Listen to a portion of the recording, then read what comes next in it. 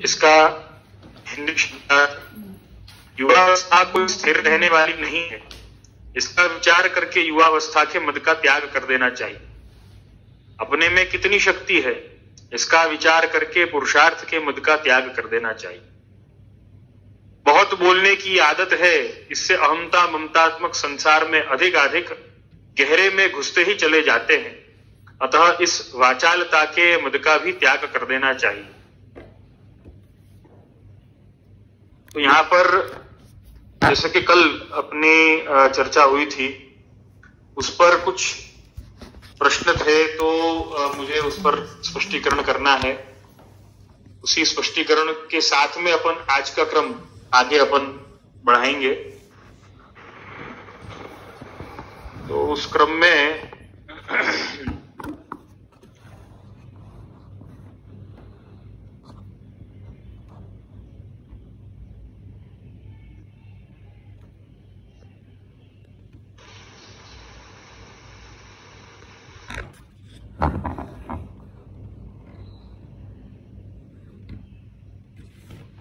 एक मिनट में जरा देख रहा हूं।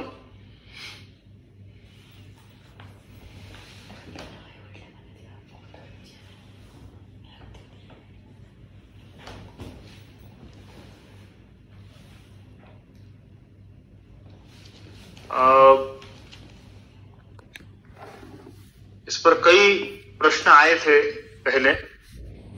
हाँ, ये निरुपमा बेन चारकोव से हैं। उन्होंने प्रश्न किया था। ये कल से संबंधित कुछ प्रश्न हैं। तो जैसा आज अवकाश है और अनुकूलता है और अपने आज के प्रकार के साथ में जैसा मैच हो रहा है उस प्रकार से मैं समझा रहा हूं, बता रहा हूं आप सबको। निरुपमा बेन जो हैं चारकोव से, उन्होंने ये प्रश्न किया था, एम्बिशन मीन्स कामना, इच्छा पूर्ण करने के लिए हम मार्ग ढूंढते हैं और मार्ग मिलेगा तो मंजिल तक पहुंच पाएंगे और हमारा मन संतोष फील करेगा। तो ambition is main part of life नहीं हुआ। मैं बहुत कंफ्यूज हूं कि एम्बिशन बिना मंजिल कैसे पाई जाती है। ये बड़ा प्रश्न है, तो कृपा करके समझाइए। एम्बिशन बिना निष्क्रिय हो जाएंगे। तो जे मेरा ये कंसेप्ट क्लियर करने की कृपा करना। तो ये जो इनका प्रश्न है वो मैंने थोड़ा मतलब काफी इस पर स्पष्टता तो दी थी कि बिना एम्बिशन के भी मंजिल तक पहुंचा जा सकता है। और कल जो मैंने समझाया था वो यही मैंने समझाया था कि हमको हमारी मंजिल जो है वो निश्चित करनी नहीं चाहिए मंजिल से ज्यादा। क्योंकि मैंने कल कहा था कि युवावस्था का मद और मतलब चौथा और पांचवा जो शरीराई जी ने क्रम समझाया है, चौथा युवावस्था का मद, पांचवा पुरुषार्थ का मद, ये थोड़े बहुत मतलब काफी इनकी कनेक्टिविटी बैठती है वैसे। तो यहाँ पर जो निरुपमा बेन ने जो कहा है कि एम्बिशन नहीं होने के कारण बहुत सी बार ऐसा होता है कि व्यक्ति कुछ करेगा ही नहीं। मेरे कहने का तात्पर्य है, देखो मैं बहुत स्पष्टता से इस बात को कहूंगा, एम्बिशन उनको सेट करना चाहिए। मैं वापस मैंने कल थोड़ा बहुत इस पर कहा था लेकिन शायद स्पष्टता नहीं हो पाई थी। एम्बिशन उनको सेट करना चाहिए जिनको अपनी शक्तियों को सीमित रखना हो। एम्बिशन वो सेट करते हैं जो अपनी शक्तियों को सीमित रखना चाहते हैं। क्या अपन को ऐसा लगता है कि अपन सिर्फ एक एम्बिशन के लिए हैं? अगर ऐसा है कि अपन सिर्फ एक एम्बिशन के लिए, तो वो एम्बिशन खत्म हो गया या वो मंजिल तक पहुंच गए, तो फिर आप क्या करेंगे आप? फिर दूसरा एम्बिशन, अच्छा वो एम्बिशन सेट करने में भी कितना टाइम लगेगा अपन को, और करना क्या है फिर, वो भी तो एक बहुत बड़ी बात हो जाएगी ना। फिर उस पर सोचना होगा कि भाई एम्बिशन सेट क्या किया जाए, एम्बिशन क्या लिया जाए। अब एक एम्बिशन जो रखा था, समझो वो एम्बिशन पूरा हो जाता है।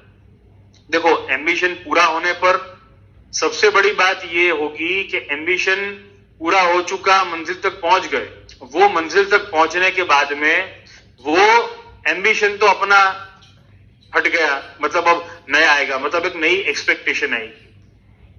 अब समझो ठाकुर जी न करें और वो एम्बिशन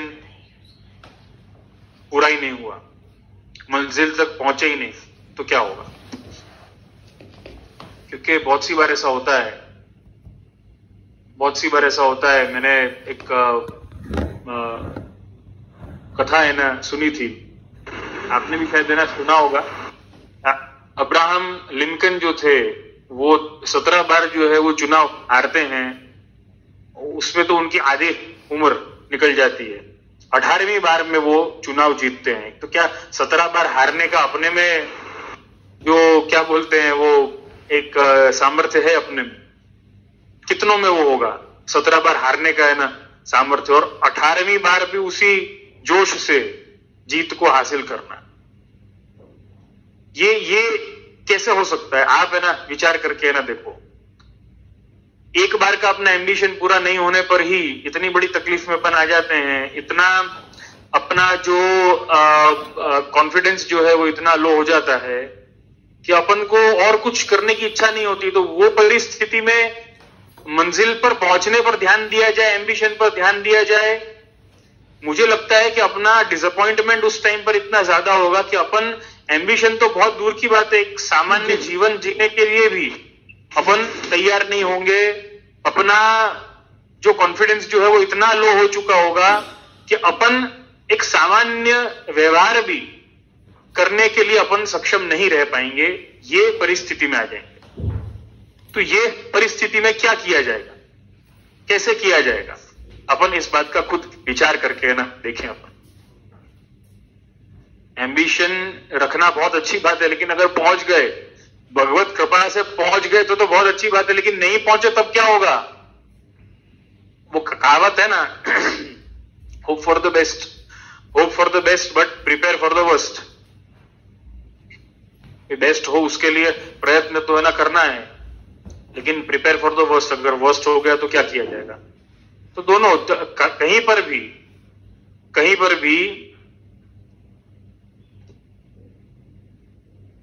भी अपन अगर देखने जाएं तो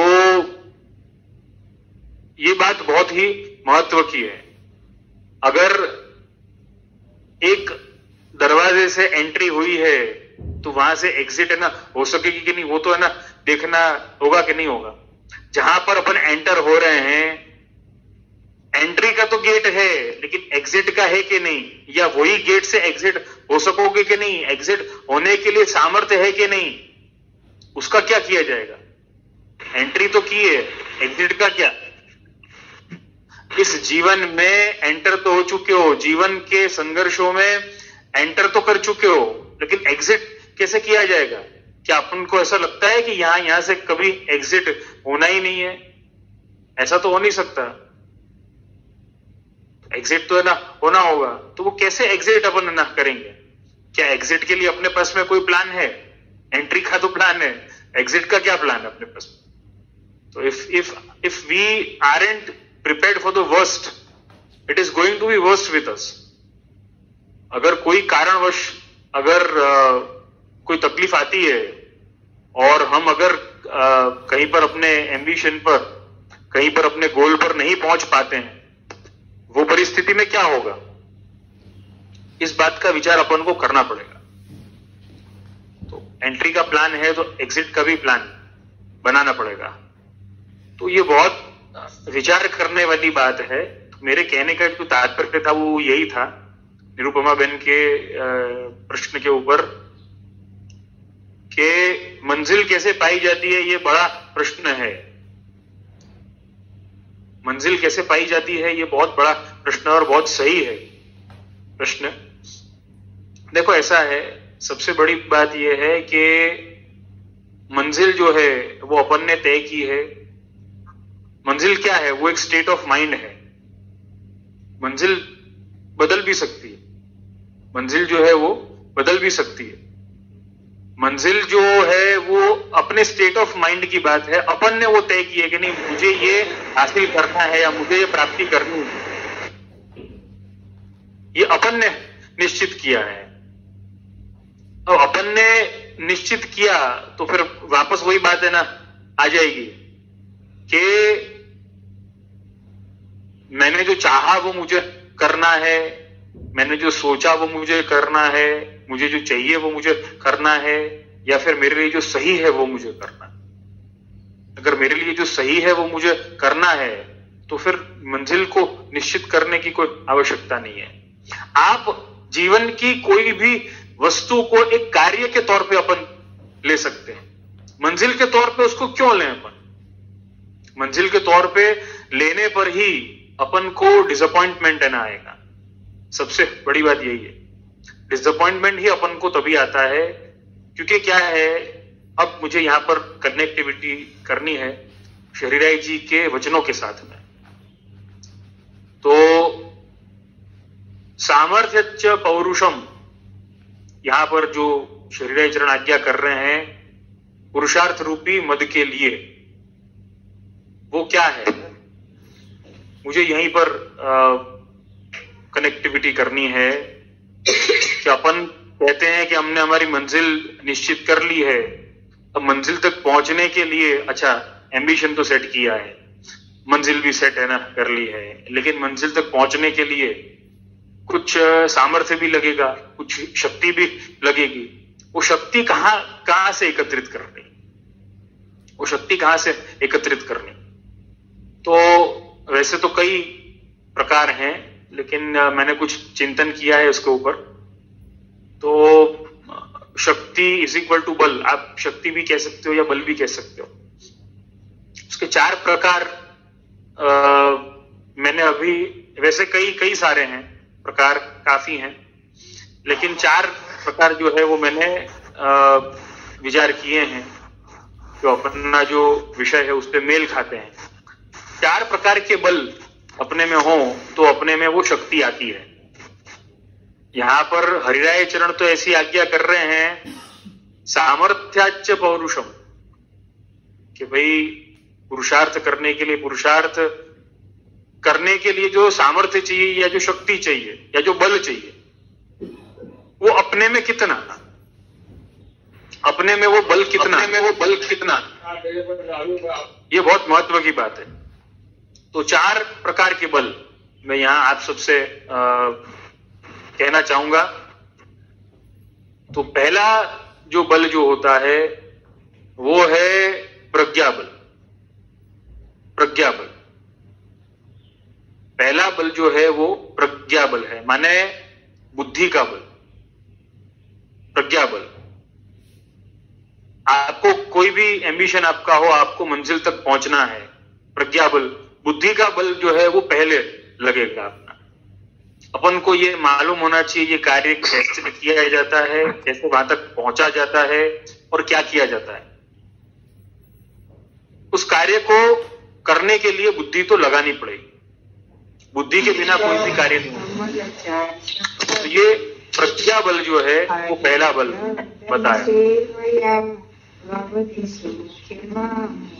प्लीज म्यूट करिए अपना ऑडियो, कोई यमुनाष्टक का पाठ कर रहा है। Mute everybody.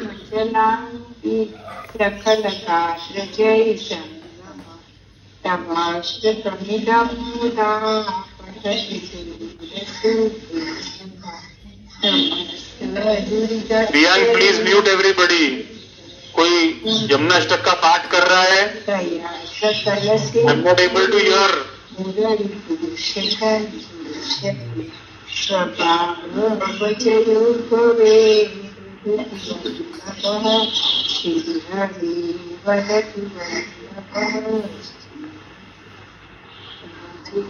Priyank you are not able to hear me और व्हाट? आप नहीं सुन पा रहे हो? मानो बंद थे क्यों आपको? सॉरी, आपको डिस्कनेक्ट। Hello hello, yes.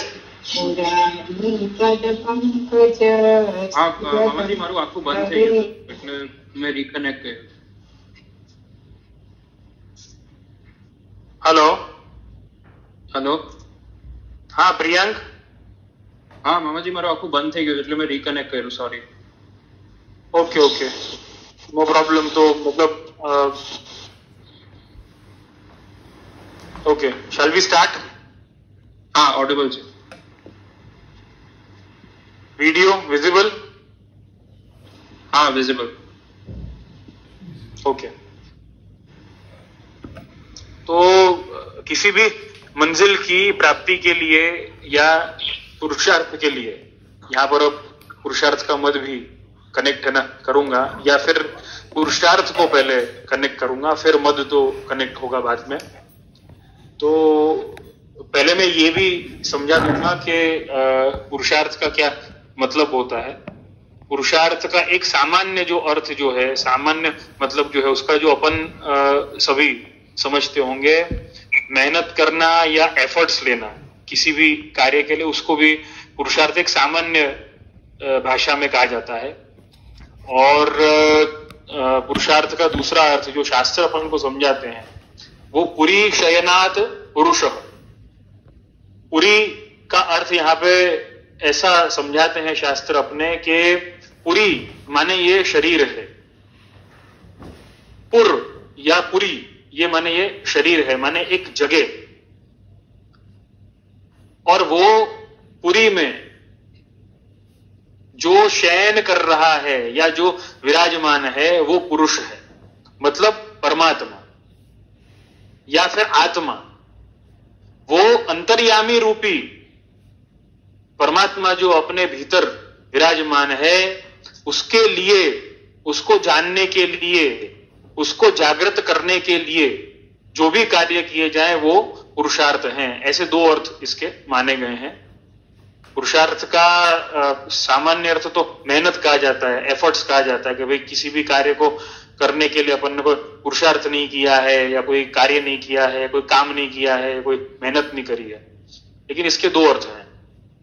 तो वो पुरुषार्थ को करने के लिए जो शक्ति अपन को चाहिए या बल अपन को चाहिए, उसके कई सारे प्रकार है. उसमें से चार मैंने मतलब निश्चित मैंने किए हैं जो अपने विषय से मेल खाते हैं. तो पहला प्रज्ञा बल मैंने कहा, बुद्धि बल. प्रज्ञा बल में कई बार ऐसा होता है कि अपन बुद्धि का इस्तेमाल करते नहीं है किसी भी कार्य को करने के लिए, प्रज्ञा का इस्तेमाल अपन करते नहीं है. प्रज्ञा बल में एक बहुत अच्छी बात और भी है कि एक अपनी बुद्धि का इस्तेमाल करके खुद कार्य करना, और दूसरा अपनी बुद्धि का इस्तेमाल करके दूसरों से कार्य करवाना. मतलब कार्य करना और कार्य करवाना ये दोनों प्रज्ञा बल में आता है. अपनी मंजिल तक पहुंचने के लिए किसी की सहायता अपन को लेनी हो, किसी का साथ अपन को चाहिए, तो प्रज्ञा बल से अपन को वो प्राप्त हो सकता है, किसी का साथ, किसी का सहयोग. तो अपने बुद्धि बल से वो प्राप्त होता है. तो पहला प्रज्ञा बल है.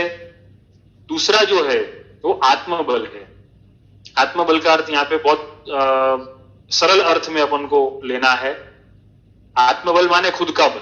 अब आप शारीरिक बल भी इसको मान सकते हैं, मनोबल मान सकते हैं. उस प्रकार से आत्मबल कि भाई वहां पर अपन को अपनी मंजिल तक पहुंचने के लिए या कोई भी कार्य के लिए पुरुषार्थ करने के लिए आत्मबल भी चाहिएगा, प्रज्ञा बल भी चाहिएगा.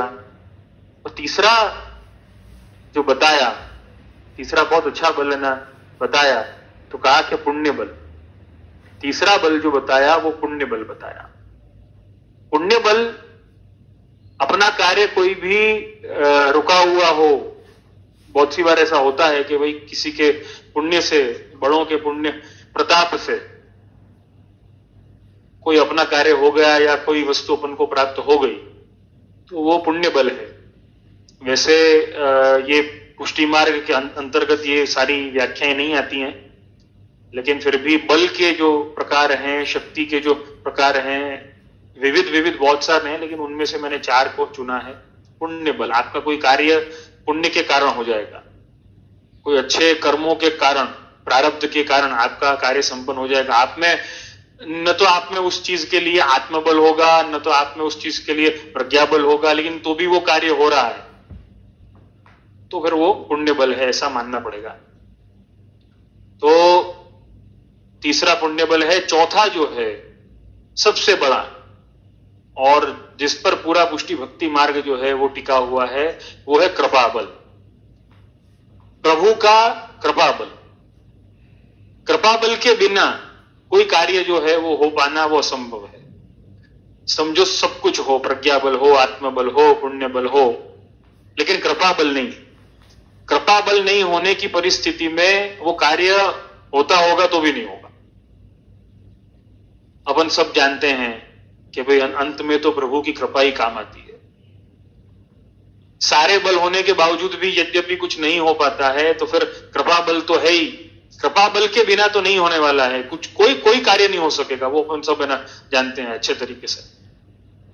तो अब ये कृपा बल को कैसे प्राप्त किया जाए? देखो, बाकी सारे बल तो प्राप्त करने का कोई ना कोई उपाय है। एक नहीं तो दूसरा, दूसरा नहीं तो तीसरा, कोई ना कोई उपाय तो निश्चित तौर पर है।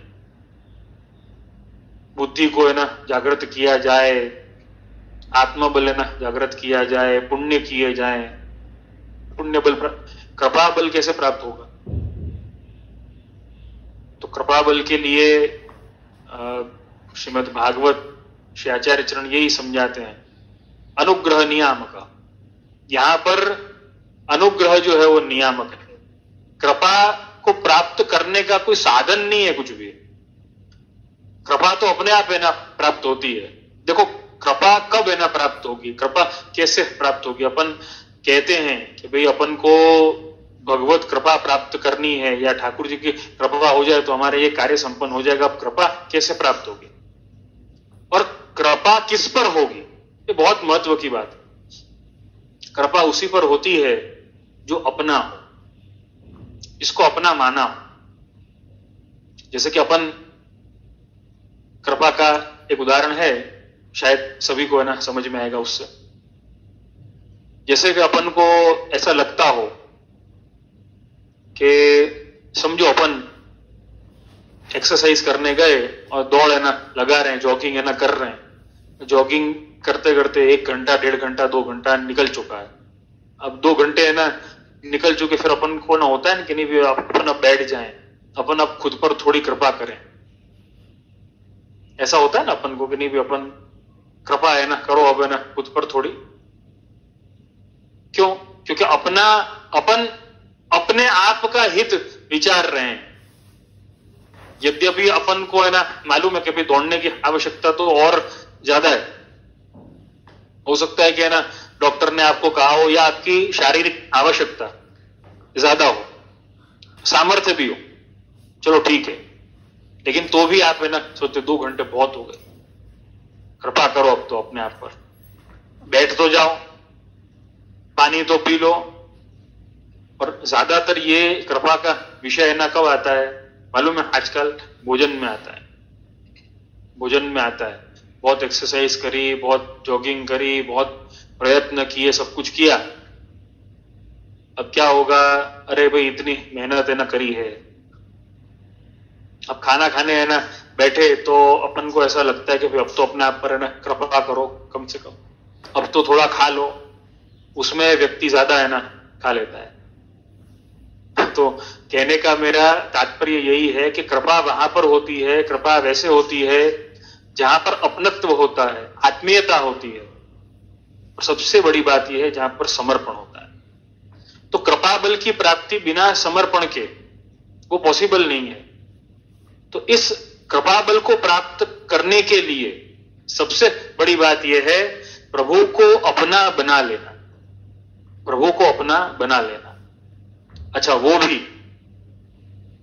प्रभु को जब आपने अपना बना लिया है, आचार्य जी इस संदर्भ में कई आज्ञा करते हैं वैसे तो, लेकिन जो अपन सब जानते होंगे इस आज्ञा को। एक आज्ञा बहुत अपन पुष्टि मार्ग में विख्यात है, प्रार्थितेवा ततः किम स्यात् स्वाम्याभिप्राय संशयात्, विवेक धैर्याश्रय ग्रंथ के अंतर्गत। कि प्रार्थना करने से क्या होगा, मांगने से क्या होगा? स्वामी के अभिप्राय में संशय हो तो मांगे, नहीं तो क्यों मांगे? ये अपन को लगता है, ये अपन ने सुना है, यद्यपि अपना मन ऐसा मानता नहीं, इसलिए अपन विविध प्रकार से इसके हल ढूंढते रहते हैं। कि भाई हमको कोई ना कोई ऐसा साधन मिल जाए। अच्छा, ठाकुर जी से नहीं मांग सकते हैं, यमुना जी से मांग लो, गिरिराज जी से मांग लो, वगैरह वगैरह। लेकिन यहाँ पर महत्व की बात यह है कृपा बल की प्राप्ति। अपन को महाप्रभु जी ये यहाँ पर समझाना चाह रहे हैं कि आपने अगर कृपा बल की प्राप्ति अगर करी है तो मांगने की आवश्यकता नहीं है। जो अपना आत्मीय होता है, जो अपना होता है, उससे बार बार ये कहने की आवश्यकता नहीं कि मुझे ये दे दो, मुझे वो दे दो, मुझे ऐसा कर दो, ऐसा कर दो, नहीं। एक सामान्य सी बात जो समझने की है वो ये है अपने लिए, जैसे कि समझो किसी कन्या का विवाह होता है, वो अपने ससुराल आती है, अपने पति के घर आती है, पत्नी बनकर वो पति के घर में आ गई। अब विवाह के पहले उसने सब परख लिया है, सब देख लिया है, ससुराल के क्या नियम हैं, परंपराएं हैं, वो सब देख ली है, जान ली है, सीख ली है, समझ ली है, सब कुछ कर लिया है। अब उसके बाद में वो आ रही है, भाई वो एक विश्वास के साथ में आती है, पत्नी अपने पति के घर एक विश्वास के साथ में आती है कि नहीं ये व्यक्ति का घर और ये व्यक्ति के घर के लोग मेरा ध्यान रखेंगे अच्छे तरीके से। अब समझो ऐसा हो कि वो विवाह के उपरांत वो एक एक बात को पूछे या एक एक बात की श्योरिटी मांगे कि भाई मैं आपके घर तो आ रही हूं, मेरे लिए बैठने के लिए सोफा है कि नहीं, पलंग है कि नहीं सोने के लिए, मेरे लिए अलमारी है कि नहीं, मेरे लिए खाना है कि नहीं, मैं तो अमुक प्लेट में ही खाना खाती हूं, मैं तो अमुक ब्रांड का मिनरल वाटर ही पीती हूं, वगैरह वगैरह वगैरह। तो क्या होगा, वहां पर आत्मीयता नहीं लगेगी, वहां पर आत्मीयता नहीं लगेगी, क्योंकि भाई देखो इतनी छोटी छोटी चीजें है ना मांग रही है और कह रही है। आवश्यकता क्या है, आवश्यकता सिर्फ इतनी थी। देखो जब विवाह होता है तब कन्या और वर सिर्फ एक दूसरे को हाँ कहते हैं, कहने भी हमको विवाह करना है, हम तैयार। उसके बाद में सारी बातें वो समझी हुई हैं, उसके बाद में स्वीकार जो है वो तो महत्व की बात है ही नहीं। अब अगर अपन ऐसा माने कि नहीं भाई एक बात ठाकुर जी से कहनी है या मांगनी है, तो वो परिस्थिति में आत्मीयता नहीं रहेगी। तो यहां पर श्री महाप्रभु जी यही आज्ञा कर रहे हैं, प्रार्थित एवा ततः किम स्यात् स्वाम्याभिप्राय संशय। प्रभु को अपना स्वामी बना लिया है तो उनके अभिप्राय में संशय क्यों करते हो।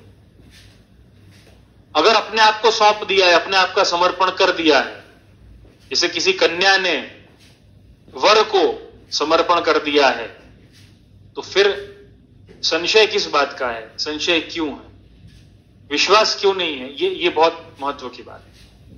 तो कृपा बल की प्राप्ति का कोई नियमन नहीं, सिर्फ एक ही बात है वहां पर यही है कि आप प्रभु के साथ में अपनी आत्मीयता कितनी बढ़ा सकते हो, कितनी बढ़ा सकते हो, बस वो अब आपके ऊपर। देखो वहां पर किसी प्रकार के बहाने चलने वाले नहीं है, मैं बहुत स्पष्टता से इस बात को ना कहूंगा। देखो हमारी तो बहुत इच्छा थी प्रभु की सेवा करने की, प्रभु से आत्मीयता है ना बढ़ाने की, लेकिन क्या करें, ठाकुर जी ने परिस्थिति ऐसी है ना कर दी, तो हम क्या करें। भगवान ने हमारी परिस्थिति ऐसी रखी नहीं कि हम उनकी सेवा है ना कर सकें, हम उनका नाम ले सकें। ये सब बहाने नहीं चलते। समर्पण में, आत्मीयता में, प्रेम में, भक्ति में ये सब बहाने नहीं चलते। यहां पर एक ही है, बाय हुक और बाय क्रुक। अपने यहां पर है ना वो 252 की वार्ता में राजा जयमल की बहन थी, तो वो वार्ता जी में ऐसा उल्लेख आता है कि उसने खिड़की में से गुसाई जी के दर्शन किए, क्योंकि अपने महल में से रानियों का, राजा की कन्याओं का, राजा के मतलब जो जनाने जो थे, जो बहन थी या जो उनकी स्त्रियां होंगी उनके परिवार में, उनको बाहर आना वो अलाउड नहीं था। तो खुद के महल में से, उसकी खिड़की में से गुसाई जी के दर्शन किए। अब दैवी जीव था, उसको गुसाई जी के दर्शन करते ही उसको ये अनुभव हो गया कि नहीं यही आप स्वरूप हैं, कि जो मेरा उद्धार करेंगे इनकी शरण में जाना है। अब कैसे विनती करे? आज तो अपने पास में कितने साधन हैं, अपने पास में मीडिया है। आज अपन इतना सुंदर सत्संग जो है मीडिया के माध्यम से अपन ना कर पाते हैं। फोन है सबके पास में, इंटरनेट है, सुविधाएं। तब कोई सुविधा भी नहीं थी, तो उसने क्या किया? उसने अपनी दासी के हाथ से एक पत्र लिख करके और गोसाई जी को विनती करके भेजा। विनती करने के लिए एक पत्र लिखा। उस पत्र में उसने विनती करी कि आपकी सेवक मुझे बनना है, मुझे अपनी शरण में आप ले लो। गोसाई जी ने विचार किया कि भाई देखो, पत्र तो आया है, लेकिन ये तो कैसी विचित्र परिस्थिति है। न तो मैं वहां पर जा सकता हूं, न वो बाहर आ सकती है, तो भाई ये कैसे होगा? उसका अंगीकार कैसे किया जाएगा? गोसाई जी ने उसका भी एक मार्ग निकाला। कितना सुंदर मार्ग है ना, निकाला। यही अनुग्रह नियामक। और यहीं पर प्रभु को समर्पित होने में कोई भी वस्तु इम्पॉसिबल नहीं है। ये वार्ता जी अपन को ये समझाती। गोसाई जी ने क्या किया? गद्य मंत्र जो है अपने हस्ताक्षर से, अपने हस्त से लिख करके, और वो पत्र जो है वो प्रति उत्तर के तौर पर भिजवाया महल में, राजा की बहन के पास, और आज्ञा करी कि ये पत्र जो है वो स्नान करके, शुद्ध होकर के, और उसको पढ़े, शुद्ध वस्त्र पहन करके उसको पढ़े तो उसका समर्पण माना जाएगा। और तत्पश्चात ये जो हस्ताक्षर हैं उन्हीं हस्ताक्षर को भोग धर के ले। ऐसे प्रकार से भी जीव अंगीकार हो। आज अपने पास में कौन सी अनुकूलता नहीं है? आज अपने पास में क्या चीज नहीं है? सिर्फ एक वस्तु की कमी अपने में है, वो सिर्फ ये है कि अपनी इच्छा। वैष्णव, मेरी बात पर खास ध्यान देना। क्या अपनी सही में इच्छा है? प्रभु की सेवा करने की इच्छा है, सर्वोपरि इच्छा है? अगर वो इच्छा सर्वोपरि है तो आपको कोई नहीं रोक सकता, आपको कोई नहीं रोक पाएगा, बल्कि आपका सब साथ देंगे। अगर वो इच्छा सर्वोपरि इच्छा है, वो इच्छा सबसे बड़ी इच्छा है और वो सही है, आपको कोई नहीं रोक पाएगा। आप मुझे आज के समय में ऐसे उदाहरण तो बहुत कम हो गए हैं, लगभग मुझे लगता है 5 के 10% ऐसे उदाहरण होंगे कि जिनके परिवार में दबाव है तो नहीं कर पाते। बहुत कम ऐसे होंगे। लेकिन मैंने ये भी बात मैंने नोटिस करी कि वो दबाव सारा का सारा धर्म के लिए ही है, दूसरे किसी चीज के लिए नहीं। लेकिन धर्म के लिए सेवा करनी हो या गुरु के सन्निधान में जाना हो, वचनामृत है ना सुनने हो, वहीं पर सारे के सारे दबाव आते हैं। दूसरे किसी बात में कोई दबाव नहीं है। उसका कारण जो मैंने अनुभव किया है वो ये है, मुझे सबका तो पता नहीं है, लेकिन एक मोटे तौर पर, एक सामान्य तौर पर जो मैंने विचार किया है वो ये है कि अपना संकल्प न होना। अपना संकल्प अपन ने दृढ़ नहीं किया है। क्योंकि क्या है कि अपन अपना संकल्प अगर ऐसा होता है कि भाई हमको सेवा करनी, आपको कोई नहीं रोक पाएगा। लेकिन क्या होता है, समय समय पर वो संकल्प जो है वो बदलते जाते हैं, या फिर उन संकल्पों में अपन ढील देते जाते हैं। तकलीफ वहां पर आती है। कई सेवा करने वाले, कई भक्ति मार्ग पर अग्रसर वैष्णवों को, जीवों को मैंने देखा है। नहीं आ रहा। आज वो कुछ बोल रहे हैं, कल वो कुछ और बोल रहे हैं, परसों कुछ और बोल रहे हैं, फिर उसके बाद में उनका विचार, उनका भाव सब कुछ बदल गया। उनमें क्रोध बहुत है, उनमें धैर्य नहीं है, उनमें विवेक नहीं है। थोड़ी थोड़ी छोटी छोटी बातों में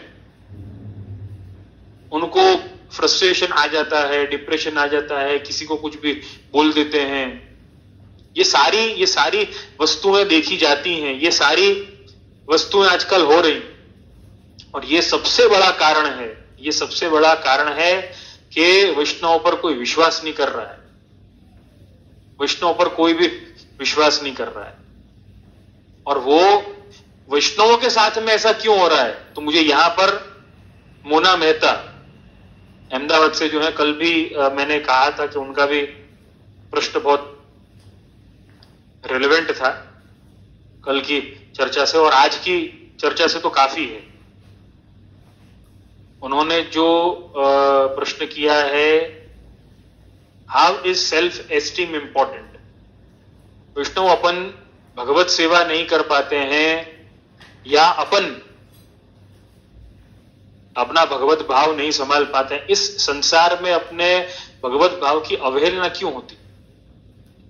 क्यों एक वैष्णव को इस संसार में मूर्ख माना जाता है, उसको स्वीकारा नहीं जाता, उसके भाव पर हंसी उड़ाई जाती है, उसकी भक्ति पर लोग ताने कसते हैं? ये सारी बातें क्यों होती हैं? क्यों इतना स्वीकार नहीं है? उसका कारण जो मोना मेहता ने जो प्रश्न किया है वो बहुत उससे मेल खाता है। सेल्फ एस्टीम बहुत लो है। सेल्फ एस्टीम माने क्या? यहां पर उन्होंने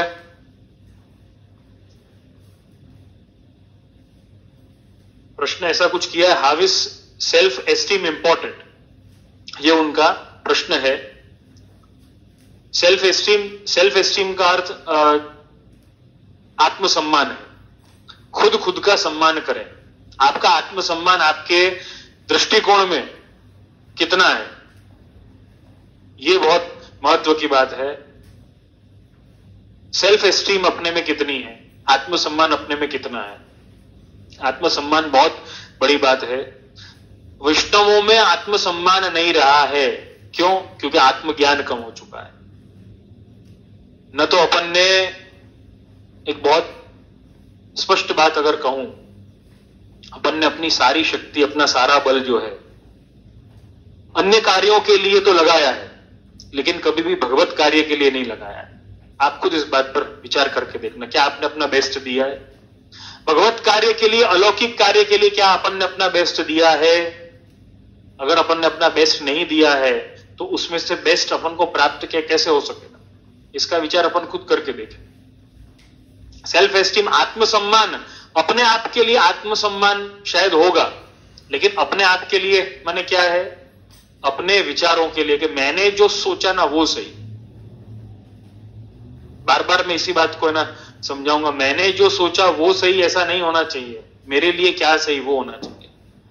अपने परिवार में, अपने संबंधों में, अपने सामाजिक जीवन में सबसे बड़ी बात क्या होनी चाहिए? एक कॉमन सिविल कोड होना चाहिए। मैं ऐसा मानता हूं कि भाई देखो, इस पर चर्चा होनी चाहिए। ये विषय जो है अपने बीच में कॉमन है। वैष्णव, ऐसा हो सकता है कि 10 इश्यू हो अपने सामाजिक जीवन में, कौटुंबिक जीवन में, उसमें से 8 पे अपने विचार मेल नहीं खाते हो, 2 पर अपने विचार मेल खाते हैं, तो वो 2 पर जिस पर विचार मेल खाते हैं उसको इतना पोषित किया जाए, इतना नर्चर किया जाए कि एक दूसरे के प्रति सम्मान रहे, आदर रहे, संबंध रहे। ये सबसे बड़ी बात है। आत्मसम्मान जो है, आत्मसम्मान, वैष्णव का आत्मसम्मान क्या है? वैष्णव का आत्मसम्मान उसकी वैष्णवता है। अब अपन को यह समझने की आवश्यकता यहां पर पहले है कि अपन अपना आत्मसम्मान, अपना आत्मगौरव या सेल्फ एस्टीम जो है वो कैसे बढ़ा सकते हैं, कैसे अपन अपना आत्मसम्मान बढ़ाएं। एज अ वैष्णव अपन अपना आत्मसम्मान कैसे बढ़ाएं? अपना आत्मसम्मान आप अपनी वैष्णवता का ज्ञान लेकर के बढ़ाएं। पहले तो खुद की पहचान करें, जैसा कि मैंने पहले भी कहा था, अपने अस्तित्व की पहचान करें, खुद की पहचान करें। और खुद की पहचान आपको यह निश्चित हो गया कि मैं वैष्णव हूं, सबसे पहली बात यह है अपने जीवन में एक चीज को पहले निश्चित करो कि आप वैष्णव हो। सर्वोपरि आपकी पहचान एक वैष्णव के तौर पे अगर आपने ये निश्चित कर लिया है। ज्यादातर ऐसा होता है कि अपन कभी भी निश्चित नहीं करते।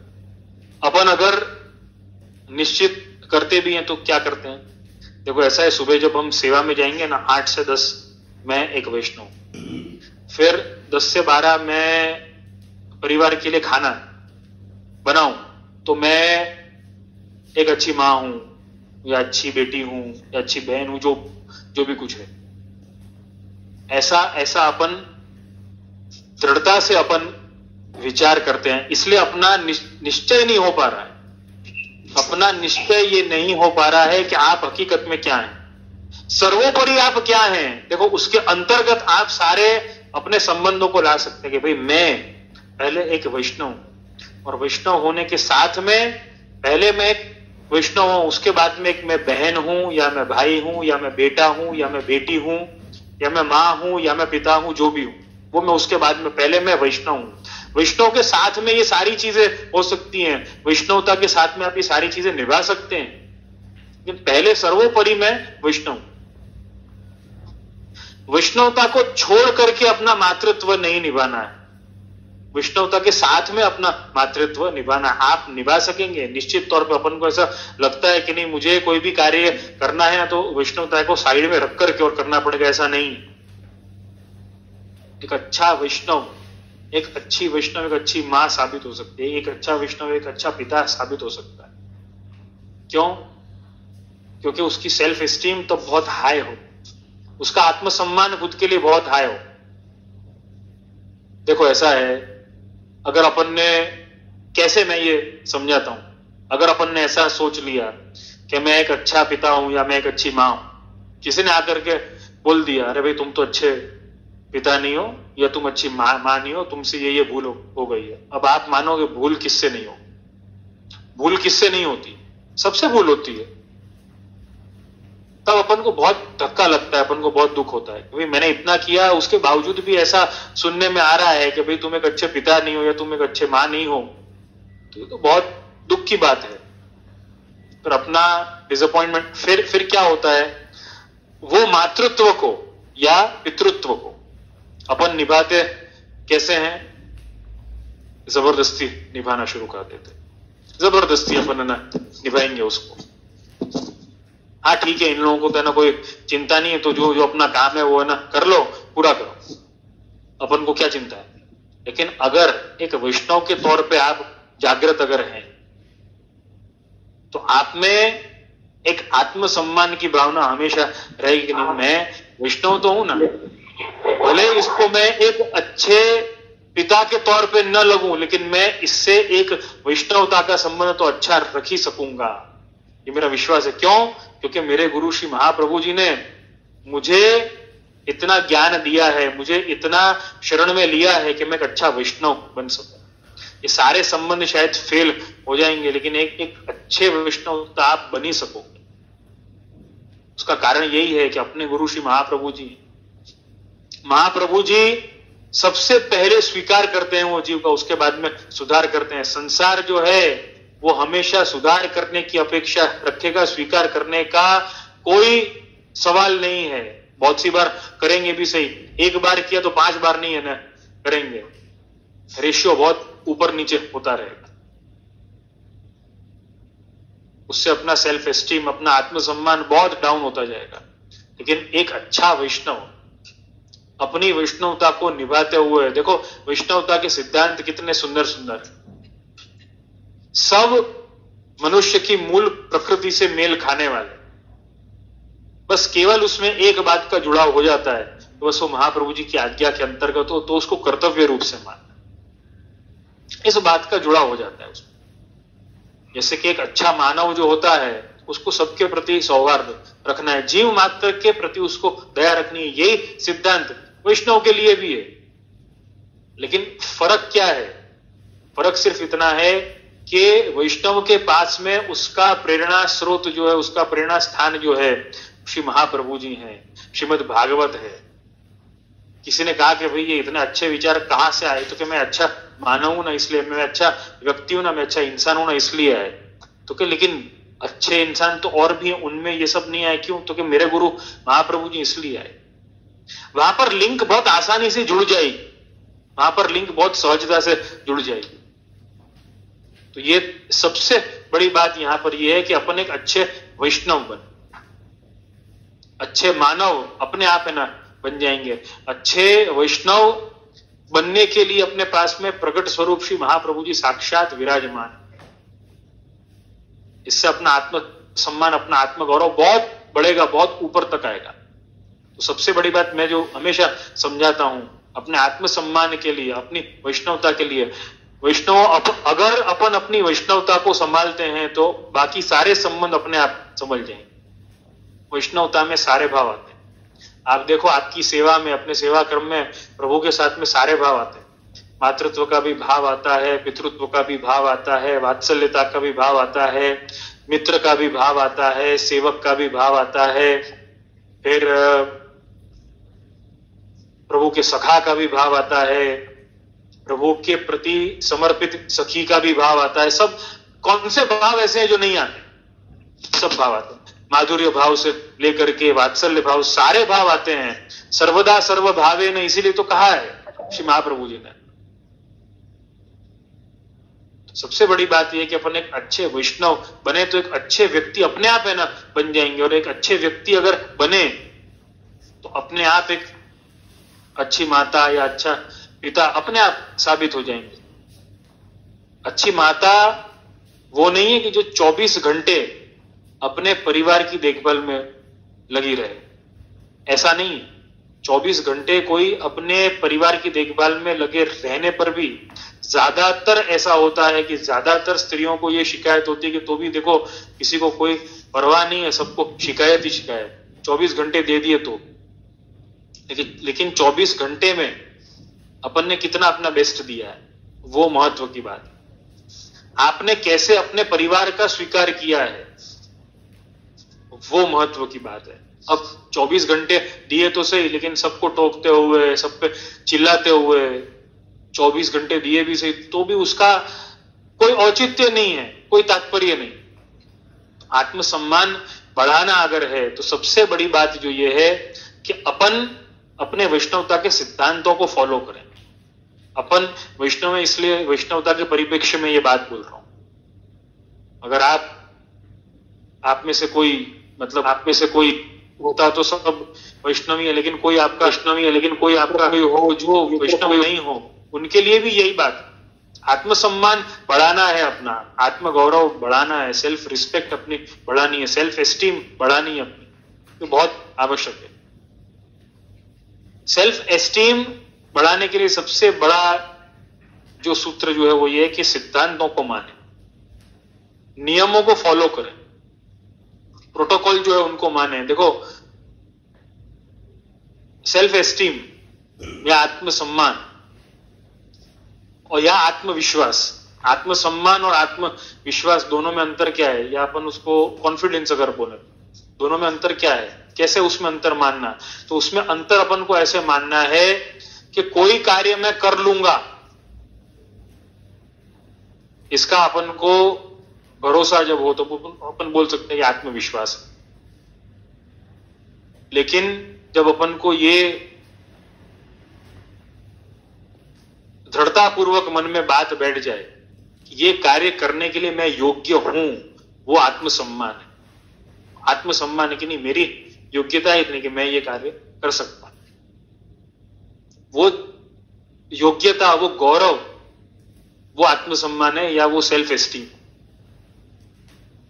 और वैष्णवता के लिए सबसे बड़ी बात जो है वो सेल्फ एस्टीम की ही है, उसके अलावा कुछ भी नहीं है। अपनी सेल्फ एस्टीम अगर हाई अगर अपनी सेल्फ एस्टीम व्यवस्थित अगर है, आत्मसम्मान अपने में अगर है, तो अपना सम्मान जो है या अपना स्वीकार जो है केवल भक्ति मार्ग में नहीं, मैं हमेशा इस बात को समझाता रहता हूं कि वैष्णव में सबसे बड़ी बात जो है वो वैष्णवता होनी चाहिए।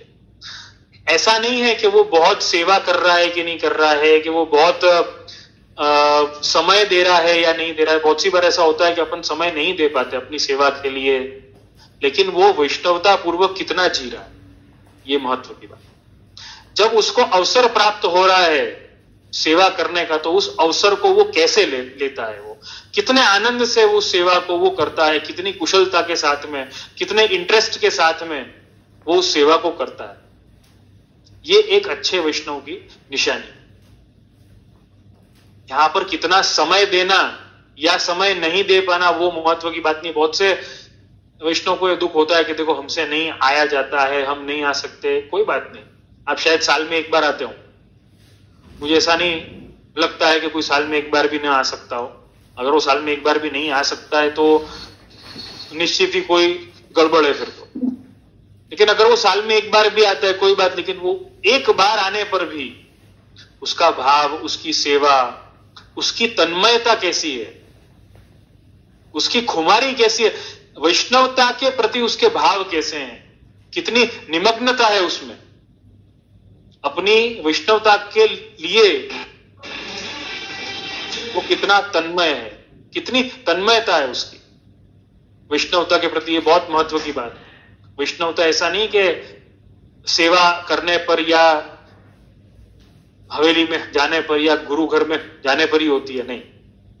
वो तो अपन को अपने जीवन में वैष्णवी आचरण को निभाने पर ही वो तो हो पाएगी। आपने अपने जीवन में वैष्णवता के आचरण को कितना निभाया है, आपने उन सिद्धांतों को कितना माना है। ऐसा हो सकता है कि आप अपने जीवन में बहुत ज्यादा सेवा न कर पाते हो, बहुत ज्यादा समय न दे पाते हो, लेकिन समर्पण तो फिर भी हो सकता है। कैसे? उस तरीके से जीवन जी करके, वैष्णवता पूर्वक विचार से, वैष्णवता पूर्वक अनुसंधान से। कोई भी कार्य करने के पहले आप ये विचार न करें कि मैं ये कार्य अगर करूंगा तो मैं इस ढंग से करूंगा, नहीं, मैं नहीं। एक वैष्णव होगा तो वो इस कार्य को किस ढंग से करेगा, इसका आप विचार करें। वो कुशलता से करेगा, वो ईमानदारी से करेगा, वो समझदारी से करेगा, वो वफादारी से करेगा, वो जवाबदारी से करेगा। इस बात का विचार आप दृढ़ रखें। वैष्णव में सबसे बड़ी बात क्या है? नैतिकता उसमें बहुत होती, नैतिकता बहुत है उसमें, और ये नैतिकता के कारण उसकी जीत होती है। नैतिकता के कारण उसकी जीत है। नैतिकता के कारण उसका जो सम्मान जो है, उसका आत्मसम्मान इतना है कि उसमें नैतिकता बहुत ज्यादा होती है, और वो नैतिकता के कारण उसकी जीत होती है। सबसे बड़ी बात यहां पर यह है। तो आत्मसम्मान जो है वो अत्यावश्यक है, और आत्मसम्मान के कारण ही, इस सेल्फ एस्टीम के कारण ही अपन पुरुषार्थ में आगे बढ़ पाएंगे। और उसके लिए शक्ति चाहिए। वो शक्ति कहां से आएगी? वो कृपा बल से आएगी। वैष्णवों अपना कोई भी बल जो है, या अपना कोई भी पुरुषार्थ जो है, या प्रयास जो है, या एफर्ट जो है, या मेहनत, जो भी कुछ हो, वो कृपा बल के बिना सब बेकार हो जाएंगे। और एक कृपा बल जो है उसको प्राप्त करने का केवल और केवल एक ही तरीका है, अपनी आत्मीयता। और अपनी आत्मीयता बढ़ाने का एक ही तरीका है अपना आत्मसम्मान एज अ वैष्णव। आप पहले एज अ वैष्णव खुद का सम्मान करें। अपना सबका सेल्फ एस्टीम इतना लो हो चुका है एज अ वैष्णव, आप खुद इस बात का विचार करके देख, क्या अपन को वैष्णवता का गौरव है? गुरु के सामने जाने के पहले अपन पहले ये विचार करते हैं या बोल देते हैं, देखो मुझे तो गुरु जी से बात करना नहीं आता है, उनसे कुछ बोलना नहीं आता है, उनसे कुछ पूछना नहीं आता है, मुझे चरण स्पर्श करने भी नहीं आते, तो मैं जाकर के क्या करूं? अब जाकर के क्या करूं? देखो दो ही उपाय हैं, या तो पहले सीख करके जाओ, या तो जा करके सीखो। दो में से एक ही उपाय है, तीसरा तो कोई उपाय है नहीं। अगर सीख करके नहीं जा पाए तो जा करके भी तो सीख सकते हो ना। लेकिन अपना सेल्फ एस्टीम जो है, आत्मसम्मान कितना लो है, और उसका कारण क्या है? अपन ने आत्मज्ञान कभी नहीं लिया है। एज अ वैष्णव मैं क्या हूं, उसका ज्ञान कभी अपन ने लिया नहीं अपने गुरु के पास में बैठ करके। ये सब प्रोटोकॉल तो बाद में आते हैं कि मैं बोल पाता हूं, नहीं बोल पाता हूं, मैं सही हूं, मैं गलत हूं, ये सब तो बाद में आते हैं। आपने कितना गुरु चरणों में बैठ करके, आपने कितना गुरु वचनों को सुना है, ये बहुत महत्व की बात है। आपने गुरु वचनों को अगर नहीं सुना है, आपने उनका श्रवण नहीं किया। ज्यादातर ऐसा होता है, वैष्णव आते हैं या अपने परिवार के सदस्यों को लाते हैं, गुरु के सामने लाए, ब्रह्मसंबंध लिया, चरण स्पर्श किया, हो गए, और फिर अपन ऐसा कहते हैं कि भाई हमको तो ज्ञान नहीं, और ज्ञान के लिए टाइम भी नहीं। वहां पर अपनी सेल्फ एस्टीम कितनी लो होगी अपनी सेल्फ एस्टीम। अपना आत्मसम्मान कुछ नहीं है। एज अ वैष्णव अपना कोई आत्मसम्मान नहीं है। जिसकी अपन ने दीक्षा ली है, जो अपनी पहचान है, अपना अस्तित्व है। आज मैंने ज्यादातर अपने वैष्णव वर्ग में मैंने देखा है जिनको ब्रह्म संबंध नहीं होगा और આપણા ગુજરાતીઓમાં જઈને બધા પૂછતા હોય તમે કઈ નાતના, તો કે અમે વૈષ્ણવ. તમે કઈ નાતના, તો અમે વૈષ્ણવ. ભાઈ વૈષ્ણવ તો છો, પણ વૈષ્ણવતા છે કે નહીં ये पहले है ना पूछना. ये पहले है ना, वैष्णव तो हो, वैष्णवता है कि नहीं. अभी तो ये परिस्थिति है कि कन्या के लिए वर संबंध के लिए जब देखा जाता है या वर के लिए कन्या जब देखी जाती है तो बायोडेटा में लिखा जाता है कि भाई वैष्णव चाहिए, वैष्णव चाहिए. ये तो लिखा जाता है. किसी ने बोल दिया कि हाँ हाँ अरे ये तो वैष्णव है, लेकिन भाई वैष्णवता है कि नहीं है उनमें, ये बहुत महत्व की बात है. अपन में वैष्णवता नहीं होने के कारण अपना सेल्फ एस्टीम बहुत लो है. उसके लिए एफर्ट्स करने पड़ेंगे, उसके लिए पुरुषार्थ करना पड़ेगा. और सबसे बड़ी बात जो ये है कि अगर अपन ने वो एफर्ट्स नहीं किए तो अपना सेल्फ एस्टीम हमेशा लो रहेगा. और वो एफर्ट्स सिद्धांतों के ऊपर चलने से होंगे, वो रूल्स को फॉलो करने से होंगे. मैं ऐसा नहीं है ना कहूंगा कि आप सारे के सारे रूल्स है ना फॉलो करो, कोई आप परफेक्ट करो, कोई अपन परफेक्ट नहीं बनना चाहते, कोई बात नहीं. परफेक्ट अगर नहीं बन सकते कोई बात नहीं, लेकिन कहीं पर तो पहुंचेंगे.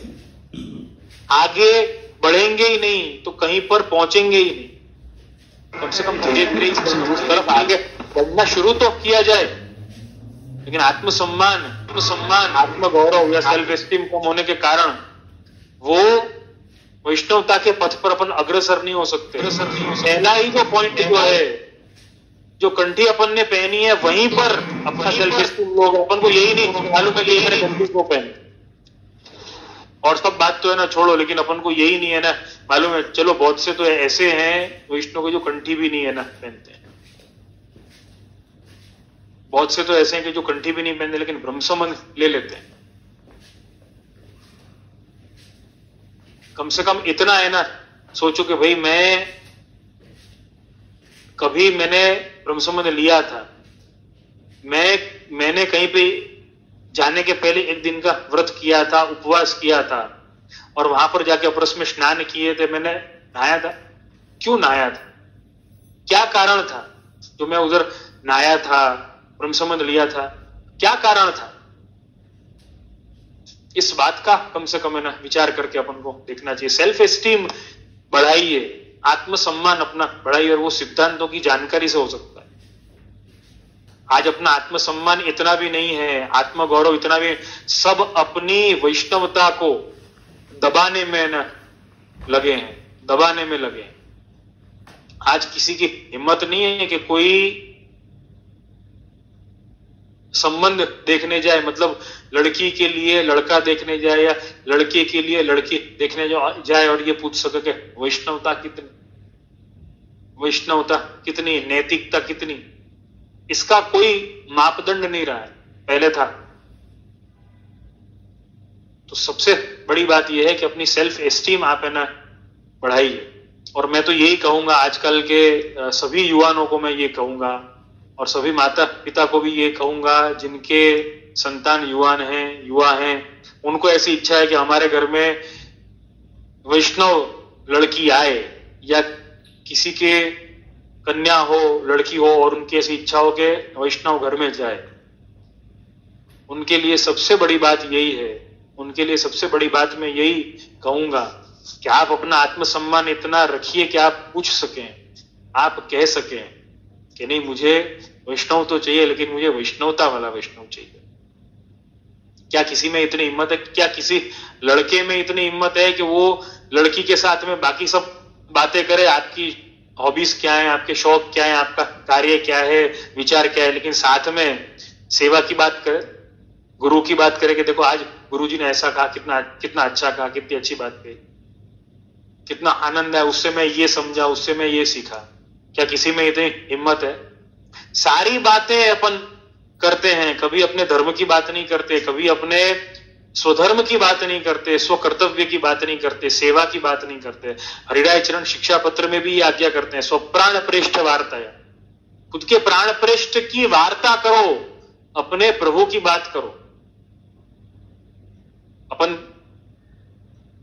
आज कहीं कहीं किसी से भी फ्रेंडशिप भी होती है ना, संबंध की बात तो दूर की, लेकिन फ्रेंडशिप भी अगर होती है तो भी अपन कहते हैं कि भाई ये मुझे अच्छा लगता है, ये व्यक्ति मेरा फ्रेंड है, ये मेरा फ्रेंड नहीं है, जो भी कुछ है। क्या प्रभु के लिए अपन ऐसा नहीं कह सकते कि ये प्रभु मेरे हैं, ये गुरु मेरे हैं, मैं इन प्रभु का हूं, मैं इन गुरु का हूं, मैं इस मार्ग का हूं, मेरे विचार ये हैं, मेरे भाव ये हैं? क्या अपन ऐसा नहीं बोल सकते? वहां पर तो बिल्कुल साइलेंट मोड हो जाता है। जब भी धर्म की बात आती है, स्वकर्तव्य की बात, वहां पर साइलेंट मोड हो जाता। तो आत्मसम्मान बढ़ेगा कैसे? कभी नहीं बढ़ेगा।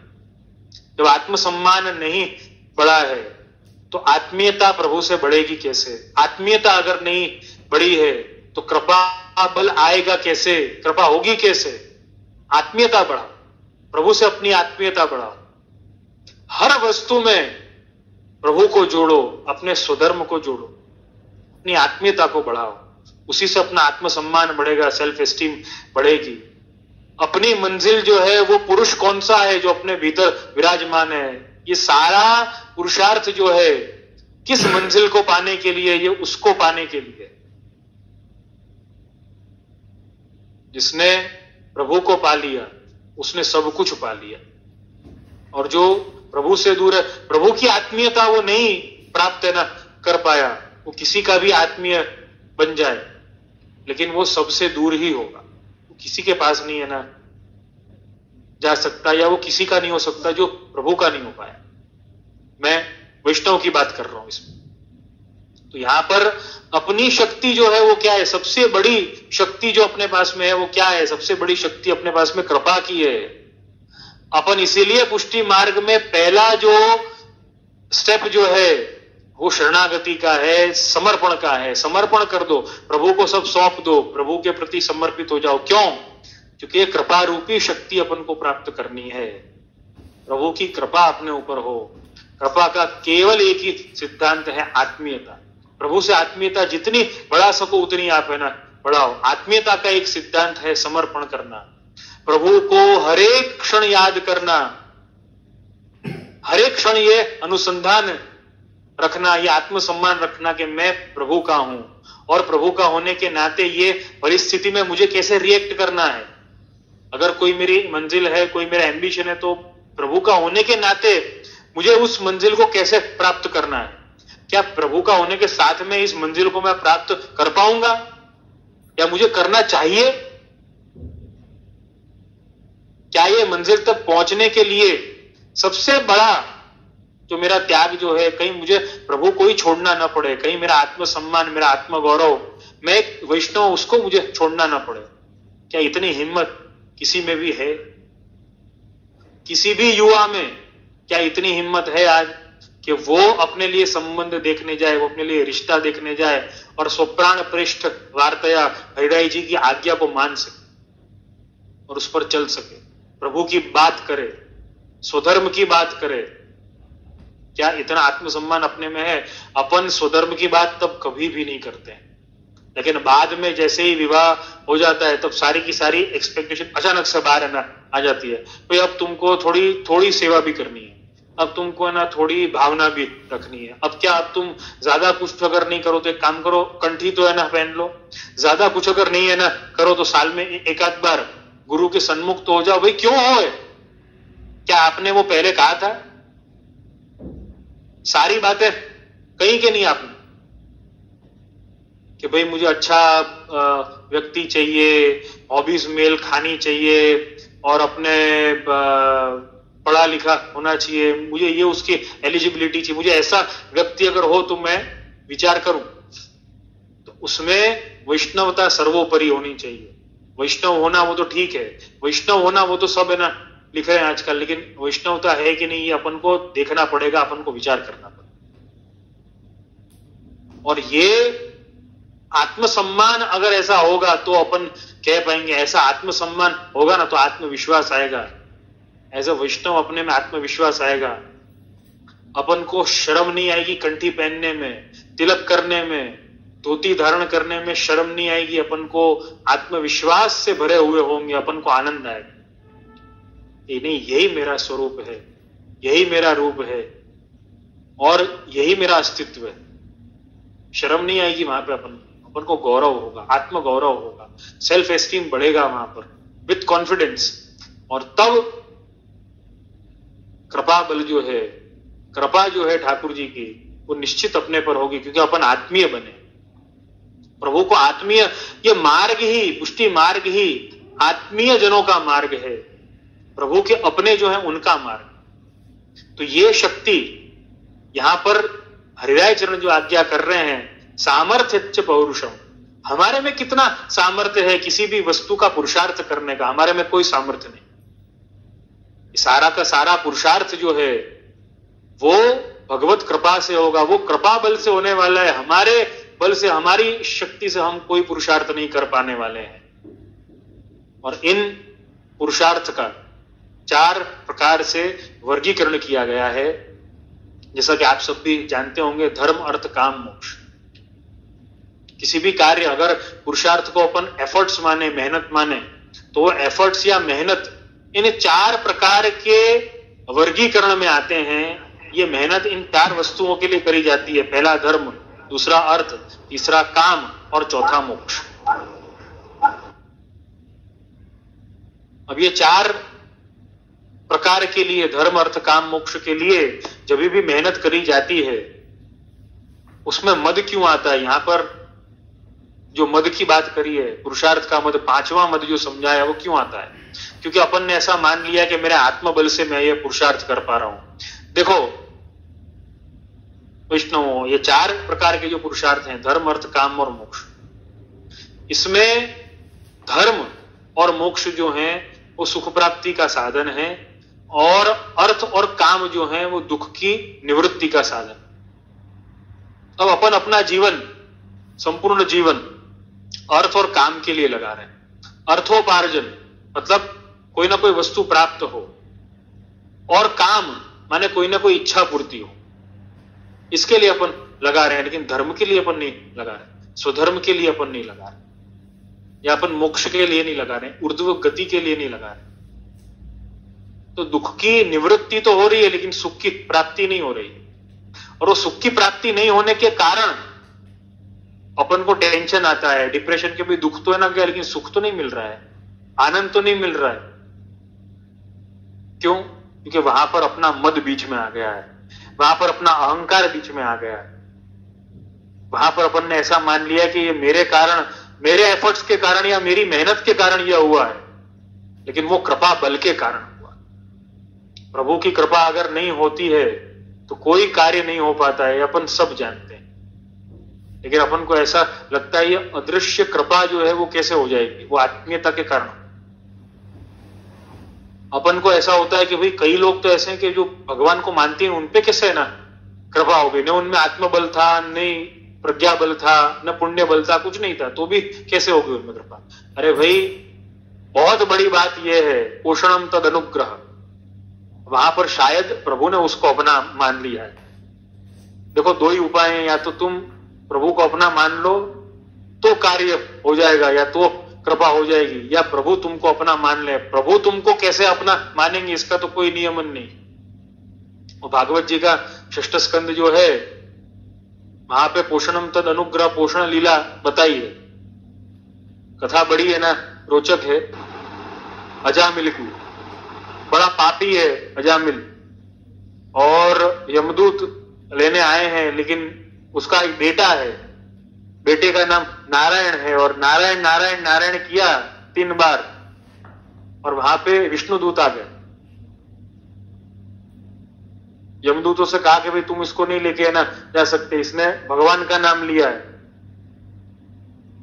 यमदूतों को बड़ा विस्मय हुआ कि ये कैसे, इतना पापी आदमी और विष्णुदूत उसको लेने कैसे आ गए। तो वहां पर ये जो पूरी कथा जो है, उसका जो सार जो है वो मैं आपको बताऊंगा। उसका सार यही है, उसका सार मात्र ये है कि अपन को केवल एक वस्तु की प्राप्ति करनी है, कृपा की।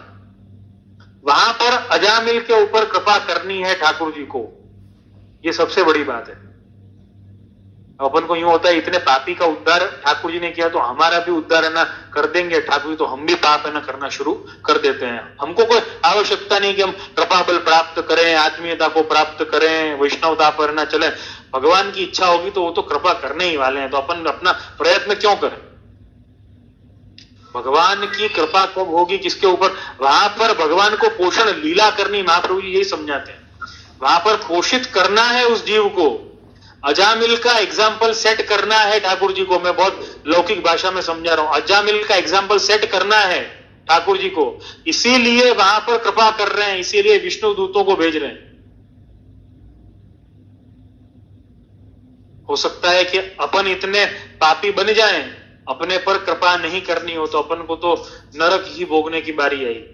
अब फिर अपन ऐसा कहें कि नहीं देखो अजामिल का एग्जाम्पल, उसने 3 बार ठाकुर जी का नाम लिया, मैंने तो 300 बार लिया है, तो भी उद्धार नहीं किया, तो गलत कौन? ठाकुर जी। ठाकुर जी का कोई रूल नहीं है। अरे तो नहीं है ना रूल, कृपा बली तो रूल है, कृपा ही तो रूल है। कृपा के सिवाय ठाकुर जी के का कोई रूल नहीं है, कोई फिक्स रूल नहीं है, कृपा ही रूल है। एकमात्र अगर कोई रूल हो, एकमात्र कोई नियम हो तो वो कृपा है। और वो कृपा कैसे होगी? जब प्रभु की इच्छा होगी। प्रभु ने अगर आपको अपना मान लिया है, जैसे अजामिल को प्रभु ने अपना मान लिया है, तो अजामिल जैसे पापी का भी उद्धार करने के लिए विष्णु दूतों को भिजवा दिया। वहां पर उद्धार करना है, लेकिन हो सकता है यही केस अपने साथ में ना हो कि अपना उद्धार प्रभु को करना है, लेकिन अपनी अगर आत्मीयता होगी तो प्रभु का मन बदल जाएगा, प्रभु को कृपा करनी पड़ेगी, क्योंकि आत्मीयता इतनी, आत्मीयता के कारण कृपा होगी। अपने प्रभु की कृपा होगी, उसकी राह देख के अपन बैठ नहीं सकते। हो जाए तो उससे अच्छी बात कोई हो ही नहीं सकती। लेकिन सबसे बड़ी बात अगर अपनी आत्मीयता होगी तो प्रभु की कृपा के चांस काफी ब्राइट हो जाए, अपन काफी करीब है ना पहुंच जाएंगे, प्रभु की कृपा प्राप्ति के बहुत करीब होंगे, काफी करीब पहुंच जाएंगे अपन, चांसेस बहुत ब्राइट हो जाएंगे।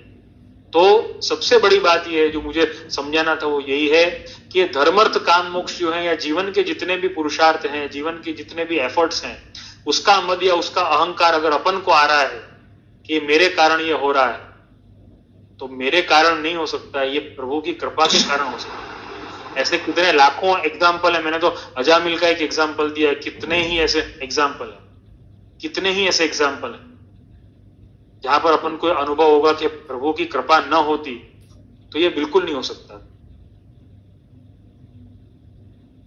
तो ये सबसे बड़ी बात है कि अपनी असामर्थ्यता का विचार, अपनी अशक्ति का विचार आप रखें कि मेरे में कोई शक्ति नहीं कि मैं कोई पुरुषार्थ कर सकूं या मैं कोई मेहनत कर सकूं, लेकिन ये शक्ति प्रभु की है। और यहां पर निरुपमा बेन ने जो सवाल किया था कि अगर एम्बिशन नहीं रखी तो करने की इच्छा ही नहीं होगी, लेकिन वो इच्छा अपन को तब होगी जब अपन प्रभु को केंद्रीय स्थान पर रखेंगे। ये कर्तव्य जो है, ये कार्य जो है, मुझे प्रभु ने कहा है, प्रभु की आज्ञा है कि ये पुरुषार्थ मुझे करना है। अगर धर्म करना है तो अर्थ भी करना है, अर्थ करना है तो काम करना है, काम मोक्ष। आपको मालूम है ना, स्वस्तिक होता है, साथियों, साथियों गुजराती में क्या है ना, साथियों हो, वो साथिया जो है, स्वस्तिक जो है, व्हाट इट रिप्रेजेंट्स धर्म अर्थ काम मोक्ष। वो धर्म अर्थ काम मोक्ष है 4, और वो धर्म अर्थ काम मोक्ष जो है अपने आप हर शुभ प्रसंग में वो साथिया, वो स्वस्तिक किया जाता है। उसका कारण क्या है कि अपना धर्म अर्थ काम मोक्ष, अपने सारे पुरुषार्थ जो हैं वो शास्त्र अभिमुख हो, वो भगवान अभिमुख हो, वो उस परम पुरुष के अभिमुख हो। अपने सारे पुरुषार्थ, पुरुष का सही अर्थ जो है वो यही है, जो पुरुषोत्तम है, जो वो परम पुरुष है, वो भगवान है, वो कृष्ण है, वो ब्रह्म है, वो परमात्मा है, वो अंतर्यामी, उसी के लिए ये सब कुछ है। तो अपन अपने सारे पुरुषार्थ को भी प्रभु को समर्पित है ना करें। और वहीं पे चेतन भाई का एक प्रश्न था, सत्र को विराम देते देते मैं यही सवाल का जवाब है ना देना चाहूंगा। चेतन भाई ने जो प्रश्न किया था एक मिनट।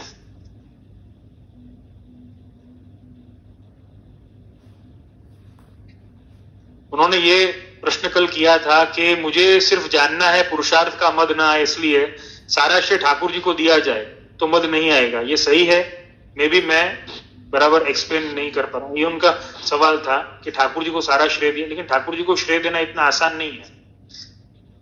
व्यक्ति तो सारा श्रेय लेना जानता है, देना नहीं जानता। अपन सिर्फ बोल भी देंगे तो बोलने से नहीं होने वाला है। वो कैसे होगा? जब आप आत्मीयता बढ़ाओगे ठाकुर जी के साथ में, जब अपना समर्पण जो है वो पूर्ण रूपेण होगा। अपन को समर्पण ये सोच के नहीं है ना करना है कि मेरा था और मैंने ठाकुर जी को दे दिया, मतलब मेरा है तो मैंने दूसरे को दे दिया। नहीं, ये मेरा है ना तो मैंने प्रभु को भी अपना बना लिया, इसलिए ये उसका है सब। यूं ऐसे अपन को है ना, ये तरीके से अपन को चलना है। ये वस्तु मेरी है, लेकिन सर्वोपरि तो प्रभु मेरे हैं, इसलिए ये वस्तु भी उनकी हुई, इसलिए मैं भी उनका हो गया। सबसे महत्व की बात यह है, सारा श्रेय प्रभु को देना चाहिए, बात बहुत सही है, लेकिन शायद अपन सिर्फ बोलने पर ही रुक जाएंगे, अपन सिर्फ बोलने में ही रह जाएंगे। सारा श्रेय आपको प्रभु, सब तेरा तुझको अर्पित, ये सिर्फ बोलने में रहा है, लेकिन यही बात जो है वो अपने वाणी के साथ में, अपने वर्तन में, व्यवहार में, विचार में और विवेक में कैसे आएगी? तभी आएगी जब आत्मीयता होगी। प्रभु से आत्मीयता बढ़ानी अपन को, तभी सारे पुरुषार्थ जो हैं वो प्रभु की कृपा से हुए हैं, ये सिद्ध होगा। और तभी पुरुषार्थ रूपी मद अपना जाएगा। पुरुषार्थ रूपी मद कब नहीं आएगा? जब कृपा बल होगा अपने पास। कृपा बल तभी होगा जब आत्मीयता होगी। जैसे वो होता है ना कि बहुत बड़ी कामयाबी के बाद में किसी प्लेयर को, किसी एक्टर को, किसी नेता को पूछा जाता है कि आप अपनी कामयाबी का श्रेय किसको देंगे? तो हम अपनी कामयाबी का श्रेय या हम अपने कार्य का श्रेय जो है वो हमारे प्रभु को देंगे। सिर्फ बोलने से नहीं देंगे, समर्पण से देंगे। बोलने से तो सब है ना दे देते हैं, लेकिन वो तो मात्र बात होगी, वो तो मात्र एक बोलना हो जाएगा। तो वो बोलने से क्या होता है, कैसे होता है, उसके ऊपर अपना छठवां मद जो अपन कल उस पर विवरण अपन देखेंगे, विवरण अपन समझेंगे। वाचालता का मद, बोलने का मद जो है वो आएगा। तो आज पुरुषार्थ रूपी मद जो है वो अपने से दूर करने के लिए, कि मेरे एफर्ट से सब कुछ हुआ है। एक सूत्र है, केवल सेल्फ एस्टीम का एक सूत्र है, मंजिल तक पहुंचने का एक सूत्र है, प्रभु को आत्मीय बना लो। आप जैसे भी आत्मीय बना सकते हो ऐसे आप बनाओ, मैं आपको छूट देता हूं। लेकिन महाप्रभु जी के वचनों के अनुसार, जो मेरे लिए सर्वोपरि है, मेरे लिए शिरोधार्य है, सर्वमान्य है और सर्वोत्तम है, महाप्रभु जी की आज्ञा अनुसार तो समर्पण ही मात्र है जो आत्मीयता का एकमात्र द्वार खोल सकता है। तो आप अपनी आत्मीयता प्रभु के साथ में बढ़ाओ, प्रभु को अपना बना लो। प्रभु के सब ऐसा बोलेंगे कि हम प्रभु के हैं, प्रभु के हैं, प्रभु के लिए सब कुछ है। लेकिन एक पुष्टि मार्गीय जीव, एक महाप्रभु जी का सेवक ही वो सेल्फ एस्टीम रखता है, वो आत्मगौरव रखता है, वो आत्मविश्वास रखता है कि वो बोल सकता है कि प्रभु मैं आपका हूं, प्रभु मैं आपका हूं। आप तो पूरे संसार के होगे, वो तो ठीक है, लेकिन कोई ऐसा बोलने वाला है जो ये बोले कि मैं आपका हूं, वो एक पुष्टि मार्गीय है। जो ऐसा बोलता हो और जो उस अनुसार चलता हो, जिसका आत्मक गौरव ऐसा है, जिसमें ऐसी निष्ठा है, जो सिर्फ बोलता नहीं है, उस अनुसार चलता भी, अपने जीवन को उस अनुसार ढालता भी है, वो वैष्णव है, वो पुष्टि मार्गीय है। और उसी को पुरुषार्थ का मद नहीं आ सकता, क्योंकि उसकी आत्मीयता सारी की सारी प्रभु की है। वो जानता है मेरे में वो सामर्थ्य नहीं था, मेरे में न प्रज्ञा बल था, न आत्म बल था, न पुण्य बल था, पता नहीं ये कैसे हो गया, तो ये प्रभु ने किया है। करते हो तुम कन्हैया मेरा नाम हो रहा है, मेरा आपकी कृपा से सब काम हो रहा। ये भावना, ये निष्ठा एक पुष्टि जीव में होती है, और उसी के कारण पुरुषार्थ रूपी मद नहीं आता है। बस प्रभु को अपना आत्मीय बना लो। प्रभु को अपना आत्मीय बनाना मतलब प्रभु को अपनी ताकत बनाना। प्रभु से ताकत नहीं लेना है, प्रभु को अपनी ताकत बना लेना। वो आत्मीयता है, वही पुरुषार्थ रूपी बल है और वही शक्ति है। प्रभु अपनी शक्ति है, प्रभु की कृपा अपनी शक्ति है और उसी से सारे पुरुषार्थ अपने वो सध जाएंगे। इसीलिए आचार्य जी ने तो पूरा ग्रंथ, चतुश्लोकी ग्रंथ लिख करके धर्म अर्थ काम मोक्ष जो है वो सब कुछ प्रभु है, सब कुछ प्रभु के लिए है। प्रभु ही इच्छित हैं, प्रभु ही सब कुछ, पूर्ण काम तो प्रभु हैं, उनके लिए सब कुछ है। ये भावना दृढ़ रखते हुए अपन को आगे बढ़ना है। और कल अपन छठवां मद जो है वाचालता का मद बहुत ही अच्छा संयोग मैं मानता हूं।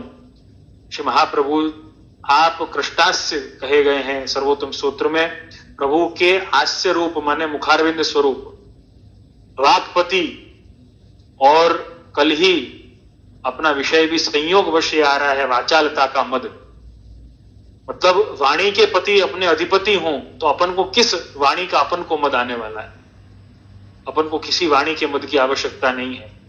तो कल महामहोत्सव के दिन अपने पुष्टि मार्ग का महामहोत्सव है। कल दया निज महात्म्यम करिष्यन् प्रकटम हरि वाणिया यदा तदा स्वास्यम प्रादुर्भूतम चकार रही। ऐसे श्री महाप्रभु जी का प्रागट्य उत्सव है। आप सभी अपने घरों में अपने प्रभु के साथ में इस महामहोत्सव का आनंद लें।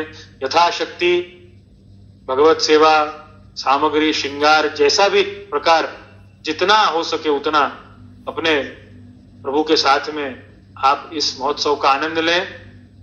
और कल अपन आगे छठवां मद जो है उसका अपन विवरण अपन सुनेंगे। और साथ साथ में श्री महाप्रभु जी के वाक्पति स्वरूप, कृष्णास्य स्वरूप, श्री महाप्रभु जी के उत्सव की बधाई का गान इत्यादि उसका भी आनंद अपन लेंगे। और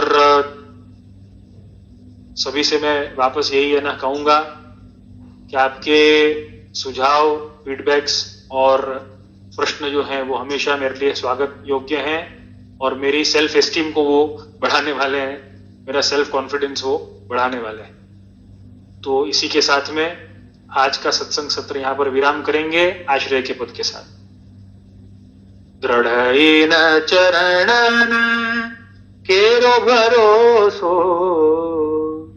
दृढ़ चरण केरो, श्री वल्लभन चंद्र छटाबीन, सब जग मांझ अंधेरो भरोसो, दृढ़ चरण केरो, साधन और नहीं आकली में, जासु हो निवेरो,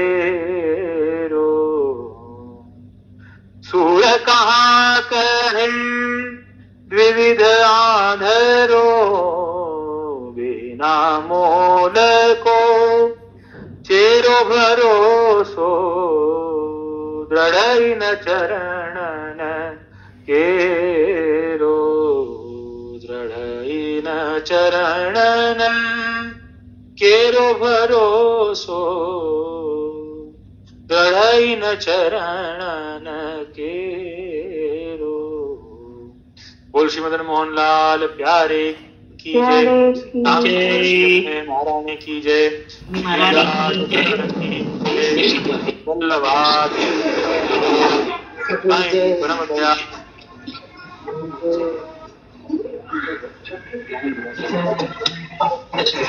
श्री शशि कुमार जी महाराज की जय, प्रणाम, धन्यवाद, प्रणाम जी।